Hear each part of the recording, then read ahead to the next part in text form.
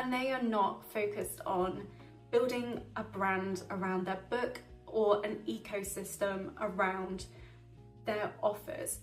Most of the people I work with have multiple things going on. They have courses, they have books, they have a company. Especially for lots of businesses right now that are doing brand books, this becomes even more important. And the main things that you're looking for when you're building your brand is building that trust, that community, that loyalty, and making yourself the person that they just remember when they think about a certain subject. That is the space that you want to own in their mind. So really coming up with a concrete plan and a roadmap for how you are going to strategically influence what they think about you and why they choose you is very, very important. And one of the biggest mistakes people make when they do this is that they start building their personal brand once the book has already been released. Now, that's a mistake in that you are retrospectively trying to create content when you could have just brought your audience along for the ride.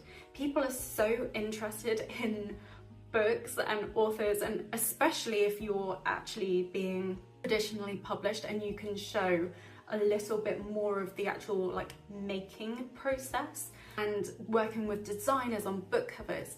And a good thing around doing this and having this level of engagement is that you can actually test your ideas, you can test titles, you can test cover designs, and really get to see how people tick and inform your strategy and generate more sales because you took the time to ask and engage and build up excitement. A lot of what authors misunderstand is you don't want to suddenly launch a book. People are not ready when you're just launching a book. They have not heard anything about it yet. They don't really know you enough yet to be invested.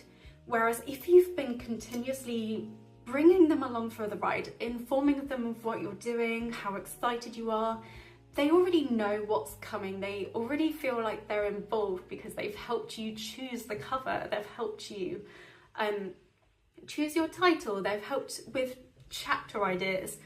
Those sorts of things just make them so much more invested. And if they're more invested, they are more likely to buy. So really take your time to think about your brand and how you can use that to your advantage and how you can make an ecosystem for your books and your world and your business.